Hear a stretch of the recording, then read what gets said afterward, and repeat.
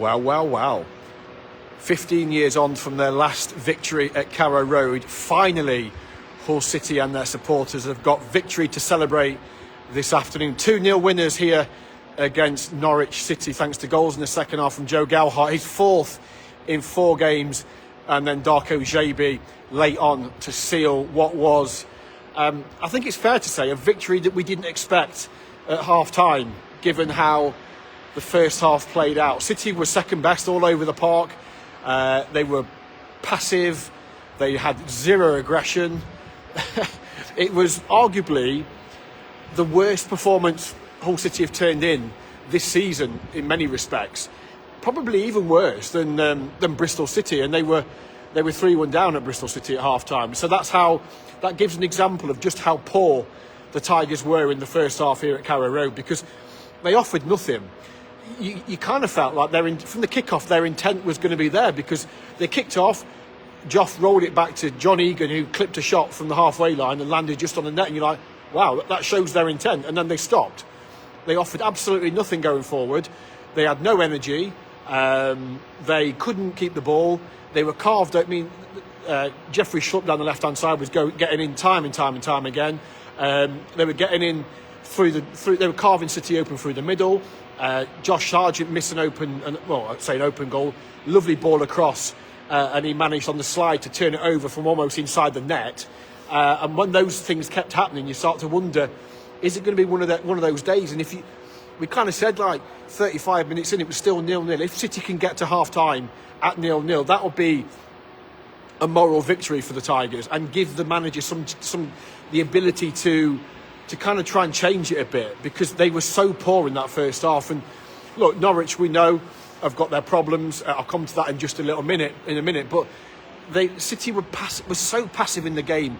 It was so frustrating to watch. And it was almost like they were waiting for Norwich to score the first goal. But the first goal never came. And we've seen so many games this season. It's been, as Lee you touched on there, a game of two halves. And it has been, even with City, that sometimes they'd be good in the first half and not so good in the second half, or vice versa. But it was the case again. One key thing that happened at half-time was Jakirovic took off Amir Hadzimitovic and put on Shemi Ajay. They reverted to 3 centre-halves and had Coyle and Gilo as the 2 wing-backs. And that completely changed the game. It gave them far more stability. Incidentally, Shemi dropping out was partly tactical, but it was also with Derby and then Pompey in mind. So it wasn't the case he was dropped because he played poorly. It was just, they've obviously got to manage the squad with so many injuries. But Shemi coming on made a massive difference, as did scoring a goal after 4 minutes of the second half starting. Crooks knocking it forward to Joff, who got the run on Harry Darling. And when Gelhardt gets on the ball, he's really difficult to brush off it. And he's finished, he ran down the right-hand side and with his right foot just sort of guided it beyond the goalkeeper who'd come out and into the bottom corner. And that was, and from that moment, obviously this place was unhappy. It turned straight away. We had a bit of a protest in the first half when I think 4 or 5 tennis balls came on the pitch at the stand behind. You can see behind me. But that it really turned in the second half. It got more and more vitriolic as the game wore on. City had so many chances. They should have had at least one penalty. Josh Smith missed that. The goalkeeper handled it outside the box when Carl Joseph won it back, or pressed high. He missed that. And there was potentially a penalty straight after City had scored when Gelhardt went down. I've not seen it back, but he won it back and he was through on goal. I don't know why he'd go down. And I've spoken to him afterwards and he said, well, I just wouldn't go down. So, but anyway, they did ride their luck at times. Norwich had a wonderful chance and the lad put it straight up Panda. But they had, again, second half, they had moments without really looking like scoring that one aside.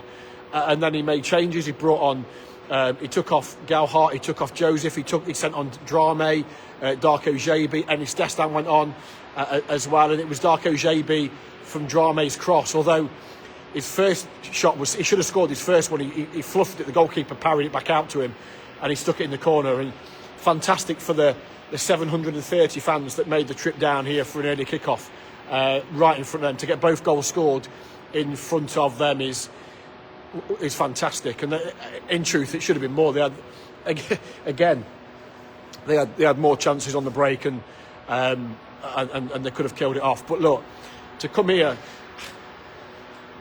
Norwich had lost 5 in a row, 6 in a row in the league at home, 7 if you include the fact they lost to Southampton in the League Cup earlier in the season. So they've lost 7 in a row.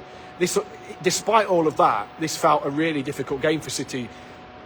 The start of a new week as well, 3-game week, so many injuries, and you kind of always felt that at some point Norwich will turn it around, will win a game at home. They're historically so strong at Carrow Road, as Hull City know to their detriment. But I looked at the team. I remember looking at the team sheet when it came out at quarter past 11, and looking down the team sheet and seeing Josh Sargent and thinking, apart from that, I don't know. There's not a lot of quality in that team, and obviously that's why one of the reasons why the protests here, and I think there was a sit-down protest outside. So after the game, they were I was interviewing Gelhardt, and they were banging on the doors and they're trying to get in and stuff like that. So perhaps that's why they are so frustrated.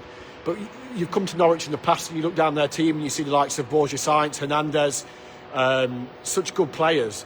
That team just hasn't got that quality. And even Sargent, you know, he walks into most teams in this division, doesn't he? But the chance in the first half, he snatched at it. I think Sargent of last season puts that in. So look, that's not our concern, is it? Our concern is about Hull City, and they've come here. And what I would say, as bad as they were first half, a combination of Norwich's poor finishing and City just sticking in the game. Sometimes when you're not playing well, we saw it at Birmingham. Birmingham were the better team for half an hour, 40 minutes. But City just have this knack of being able to stick in the game, and just, even when they're not playing well, they've got that resilience that you need. And they stuck in the game. They got through to half time. Yeah, they were awful. Yeah, they were terrible. They were awful. But they were still 0-0. And they gave themselves a real chance. And then obviously they get the goal at the start of the second half. And you know this team, as bad as they might be, they've got a threat, even without the likes of McBurney. So I think, look, to come here and win 2-0, another clean sheet. What's that, 4 wins in 6, 2 draws? If you think since losing at Watford, they've been brilliant. They lost at Watford, they then beat Sheffield United. They then obviously come back from 2 down against Preston to draw that. They then win 3 on the spin. You then have the setback of the Charlton game last weekend, but then to come here and kick off a 3-game week with 3 points and a clean sheet away from home with all their problems. And yeah, I know Norwich have got problems, and other clubs will say the same, but you know, let's worry about Hull City, and Hull City have got a lot of key players absent. But yeah, fantastic. It's a fantastic win, isn't it? Yeah, Richard, a team full of characters with a will to stay in the game and take chances. You're absolutely right. They were the first half can happen, and they weren't great. I think they would all admit that. But they weren't 3-0 down at half time. Last season they were 2-0 down at half time, and the game was out. The game was dead and buried, and they ended up losing 4-0. That could have, that in that first half, if they go 1-0 down, it could get messy. The game could fall away from them, but they didn't. They stuck in there. They as I say, by hook, by crook, it wasn't even great defending, because some of the defending was really bad in the first half, particularly down the City's right. The way that Schlupp was getting in, he at the crossbar. There were balls fizzing across the box that on another day get put in. But you ride your luck, and all the best teams at this level, they go through spells, they ride their luck, and if they get it, they take advantage. And 4 minutes into the second half, they get the goal, a fantastic finish from Joff, who's absolutely flying now, and they go on and win the game. And that was the pleasing thing. To get that second goal, 87 minutes, it takes away that stress of the last 3 minutes, then 5 minutes of added time, and it just makes that, perhaps if it's 1-0, Norwich get ahead of steam, they start pumping the ball in the box. And we saw last week what can happen if you don't see out a game, you don't kill it off. And they did it, they killed it off, and it's a fantastic away win. Leeds, great 3 points, dug in and picked them off on the break. Winning without playing well is always good, a good trait. Absolutely, Lee, you're spot on. Let's go through. Steve, any chance of another interview with Brandon? Well, we can ask. Yeah, he played for the 21s last night in their win against Sheffield Wednesday. Expecting him to be involved on Tuesday at Derby. Yep, Louise, lovely to meet you. Thanks for popping by to say hello at the stadium on Monday. Wayne Joff is really earning his place. Absolutely. He really is. He can do no more. 4 goals in 4 games. He's got an assist in that as well. He's absolutely flying, and he looks a real threat, doesn't he? Will Leeds recall Joff in January? Liam, I'd be surprised, let's be honest. They've got the opportunity, they've got the recall clause in there that all clubs have, although it's only a short recall clause, but he couldn't, let's be honest, and this is no reflection on Joe, but he couldn't get in Leeds' team in the Championship, so he's not. I would be surprised if he gets in Leeds' team in the Premier League. So let's hope for City's case that isn't. For City's sake, that isn't the case, but I would be very surprised. Yeah, Richard, team full of characters, absolutely. Darren, credit to Sergei for the change of formation and personnel at half time. We were not at the races. Yeah, he's. You know what? We all know now with Sergei, you get a really honest appraisal. And he said it was a huge win, but he said we struggled in the first half and we hung on. They were the better team. He had 7 clear chances. He said all the things you would expect him to say. He doesn't sugarcoat it. There's no BS. He just says it as it is. And we could not. He said we could not continue playing in the first half and the second, playing like we did in the first half and the second. Absolutely right. But he changed it. He made that change. He made that tactical tweak. Funny, isn't it? Because a week ago there was a little bit of criticism about the change in shape against Charlton, and you end up drawing the game. You come here today, you change the shape, it gets you a foothold in the game that you then go on and win. So yeah, credit to the gaffer for that. I've got to be honest, probably apart from maybe even as much as Bristol City, it was more difficult to see him at Bristol City because we're up in the upper tier and he's right down below us. But we're quite close to him here in the press box at Carrow Road. And he looked frustrated, head in hands at times. He was kicking things. He looked really unhappy with time. You know, not Tim Walter levels of jumping up and down on the touchline and doing star jumps levels of anger, but he was, in his own way, he was quite frustrated with what he was seeing, and I think we'd all share that annoyance. But fair play. Yeah, Mark, great away win, especially at Norwich. Rob, it wasn't a penalty, but the goalkeeper should have been sent off. Let's have a quick scan through. Doug, Gelhardt's very clever, delay, fooled the keeper. Passed, yeah, he did. And the way he shielded it from Harry Darling was brilliant. And as I said before with Joff, it's very difficult to get him off the ball. For a small guy, he's really strong and powerful. And he plays, he's left-footed, but he scores. You think that was a right-footed finish. His goal at Bristol City when he went through from Akintola, he clipped it in with his right foot. He's really adept with his right side as well. So he plays. He's a 2-footed finisher, and that's now 6 goals for the season. He's doing so well, so well. Robert, getting a win without playing well and players out. This manager's amazing. My man of the match. Yeah, he's doing a great job. Absolutely doing a great job. Obviously, this is ahead of all the games this afternoon. But they're in the. They were before kickoff in the playoffs. They've gone up to 22 points, which is fabulous, and they've got a clean sheet. So, you know, Derby away on Tuesday night, who actually are doing really well as it stands. I think are leading 2-0 at Sheffield United. So I think that'll be 3. If they hold on at Bramall Lane, that'll be 3 straight wins for Derby. So a clash of 2 teams in form at that place on Tuesday night. Steve, Gyler looks better and better.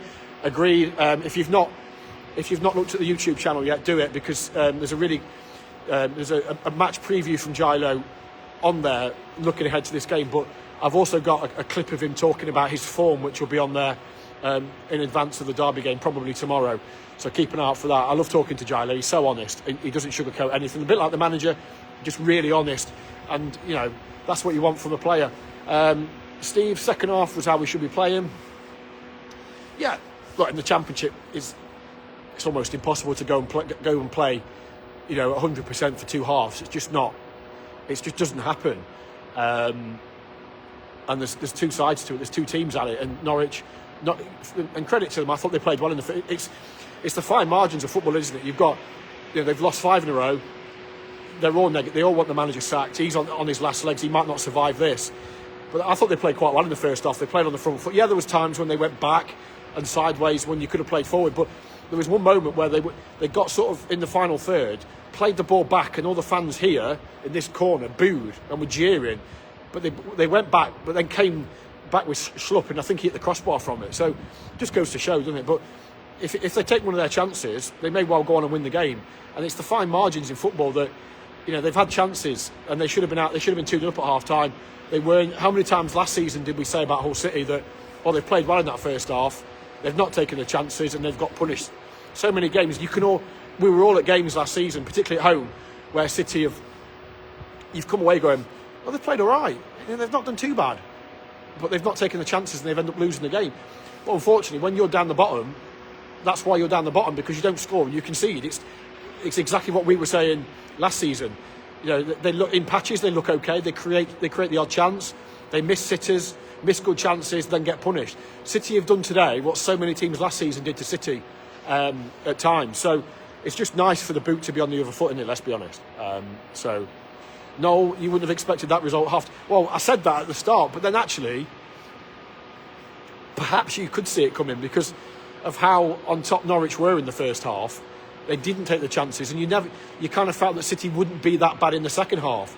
That they would be more proactive. They wouldn't be quite so passive. They wouldn't be so poor on the ball with and without the ball. There was no aggression in that first half. They didn't win tackles so often. Yeah, they were never going to be that bad in the second half. They've obviously got their heads together, given themselves a collective shake, kick up the arse, and they've come out second half. Ajay made a massive difference, but credit to them because they, as I say, you can hammer them for how bad they were in the first half, but they stuck in the game. They weren't 2-0 down, they weren't 3-0 down. That happens. We see that so often, particularly last season. So look, so much credit to the players. Because ultimately the manager can tweak it. Him and his coaching staff can give them guidance at half time, but they've got to go out and deliver it. And as I say, Crooks' ball through for Gelhardt's finish was brilliant, and then they go on and win the game. So massive credit to the players because they're doing a great job this year. Robert, any news on players back for Derby? I would be surprised. I think Brandon Williams might come into contention for in the squad. Realistically, I think it's probably as it is. I think the squad today is probably going to be the squad for Derby on Tuesday night and then for Portsmouth on Saturday. I would be surprised if anybody is back. There was hope of players coming back for potentially Derby on the bench, but more realistically Pompey, I would be surprised at this stage. I think more likely it's going to be what we've got now, get to the break, get the points we can to the break, and then have 2 weeks to recover and then start getting your players back for QPR at Loftus Road after the international break. But let's see how this next couple of days go. But I certainly think, certainly for Derby, I think it's the squad that we saw here today. Just quick, any more questions? League game of two halves. Yeah, you're right there, mate. Absolutely. Just scroll down quickly before I go and try and escape the chaos outside. Robert, difference from last season's better in both boxes, absolutely. And just the organisation. I think the organisation is better. I think the ability to change a game within a game is different. I think the manager sees things that perhaps weren't being seen last season. There's just a different feel, a completely different feel. And also they're confident, they're winning game. I mean, they didn't look.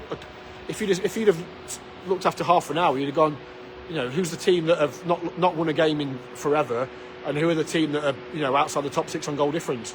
Because the team that were outside the goal difference wasn't Hull City, but come the second half, it was obvious, and they looked strong. They got stronger, and they ended the game so strongly. And I think fitness-wise, that's important for them as well. But how nice is it to come to a game and see City be rubbish for 45 minutes, but be very good for 40 minutes in the second half and go and win a game and keep a clean sheet, and that can't be underestimated.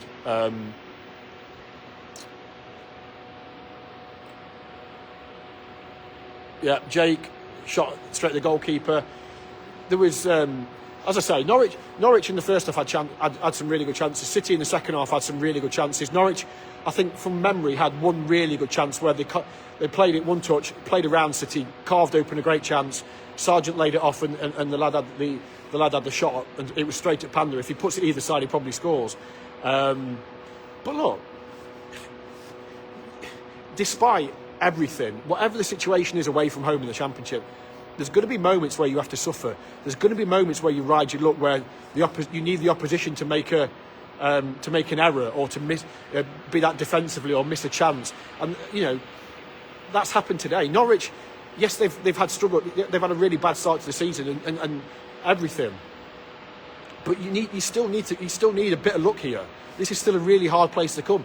If you look at Norwich in the Championship over the last 10 years, they win an awful lot of games here. And I don't doubt at some point they'll start to win some games here. And I think a lot of us, thinking typical City, we said this in the week, typical City, a lot of fans coming down here this afternoon would have gone, this could be typical City again. You know, we're unbeaten in 5. They've not won at home all season. They've lost God knows how many games in a row. The manager's under the pressure. This has got 1-0 Norwich, 2-0 Norwich written all over it. And for half an hour, 40 minutes today, it felt like it was going to be that case. But it hasn't been, and that's why this season is different. That's why this season feels different. And who knows how it's going to go. But to be on 22 points after 13 games, in and around the top 6, they might be top 6, you know, by the time I finish this video, all the games are finished, City might be still in the top 6. They might be going to Derby in the top 6. It's only 13 games, but that's a massive, massive line of, you know, mark of progress from where they've been. And they just keep churning out wins, and it's a great trait to have when you're not playing at your best, to be churning out wins. You know, we've all been scared about these games with all the injuries, and it's like, can we just sort of muddle through and get some points, get to the break, and then hopefully go again after the break. But that's the perfect start. You know, 3-game week, starting first game away at Carrow Road, to come here and win 2-0. You know, go to Derby on Tuesday night, get something there, and then you finish off with a home game against Pompey. That sets them up beautifully for whatever happens in the next 2 games. But you can't say enough about, you can't give them enough praise for the way they are churning out results, even when they're not playing at their best, and with so many players out, they're churning out results, and you've got to admire that. And it's a collective. It's not just the players, it's the coaching staff. It's not just the coaching staff, it's the players. But as I say, the fans played their part today as well. They were brilliant. Right, I'm probably going to have to call it a day. Robert, what's a good return this week after Well, look, I think when you get 3 points in your first game, you want to go 9, don't you? I think that's a big ask, if I'm honest, to get 9 out of 9 this week with all the injuries. I think if you got a point at Pride Park on Tuesday night, I think that'd be given their form. They've won the last 2 at Pride Park, and it looks like, as it stands, they're going to win at Bramall Lane. So that's not an easy game there. I think if you got a point at Pride Park, to have got 4 points from these 2 away games is fabulous. And then you've got Pompey at home, which I think, let's be honest, I think you're looking at that. You've got to mark that as a home win. The caveat is it's the Championship, so 7 points from 9 again. If you're getting 7 points from 9 again, that's amazing. But you know, obviously you want to win 9. You want to get all 9, but you have to also be realistic and understand that it's hard. You know, winning games at this league is really, really hard. So let's see what happens. But go to Derby and see what happens. But if they can have more of the second half for more of the game on Tuesday night, they've got more of a chance of winning that game. But Derby away at the minute is a far more difficult game on paper than it probably was a month ago. Although a month ago City have got more players available. So it swings and roundabouts. It's horses for courses. I'd be interested to know what you think though. League's looking wide open, absolutely. That's what should give us all hope. Richard agreed with that. We're a strong side. Jake, the clean sheet was needed. Agree with that. Barry, nice to meet another one, because there's not many of us about. We're actually having some luck this season. Yes and no. We're having bits of luck on the pitch. Off it, I disagree with that, given the way that we've lost Bellumi, we've lost Miller, we've lost McBurney, we've lost Lundstrom, we've lost Casey Palmer. You know, we keep losing key players. So I'd argue that the luck we're having off the pitch perhaps is being offset on the pitch. But look, you make your own luck in football, and I think with the way we're playing, for the most part, we earn it. Just quick scroll through. Robert, yeah, 7 would be amazing, I agree. Right, I'm going to call it a day here at Carrow Road and try and evade the pitchforks. Wayne, Carl Joseph is frustrating, works like a horse, but can't find... Yeah, I mean, his work rate is incredible. I don't think I've seen a player run like Kyle. But like there was a moment second half where he presses and presses and presses. He robs Shane Duffy inside the penalty area, and he's through on goal. And then he could square it. Gyabi's running sort of at the back post, he could square it to Gyabi to score, but he sort of fudges the shot and the goalkeeper saves it. I think with McBurney, that's in the net. But it's levels, isn't it? And Kyle's never been a prolific scorer, but you can't help but love the guy because he's got the biggest heart, and he works his socks off for the team, and he forces errors for other people to benefit. So you just need him to sharpen up in front of goal, and if he could, he's a 15 goal a season striker if he can sharpen up his finishing. So top effort from Carl today. Right, folks, I'm going to call it a day from Carrow Road. And as I was going to say, trying to evade the pitchforks to get back to the car and head home. After Hull City, first win here since 2010. Only the second win here since a cup win back in 1972. The last league win before 2010 was 1971. 53 years. So it's been a long time coming, but it was worth the wait. Hull City 2-0 winners at Norwich City to move into the playoffs ahead of the afternoon, the 3 o'clock kickoffs in the Championship. We will have a podcast for you. Myself, Prutz, and the gang will be with you on Monday. We will be with Dean Holden at Cottingham on Monday afternoon to preview Derby, and then we will be at Pride Park, can't wait for that one, on Tuesday evening for a big one over there. And then, of course, we'll be building up to the game against Portsmouth. But plenty more to come from here at Carrow Road over the rest of today and, of course, tomorrow and early Monday morning as well. And we'll have all the latest injury updates, etc., for you as well. Thanks for your comments. Barry agreed. Yeah, they did. Yeah, absolutely. Thanks for your comments, as always, everybody. And special mention to the 730 fans that made that journey down, because that's a horrible journey. Ticket prices were heavy. It's a horrible journey at the best of times, but to get down here for a 12:30 kickoff, it was worth. I'm sure every single person that travelled down here, it was worth that journey. And just quickly, it wasn't me throwing the tennis balls on this occasion, unfortunately, but I did have some in my pocket just in case it went bent. But 3 points for the Tigers, up into the playoffs. Up those Tigers.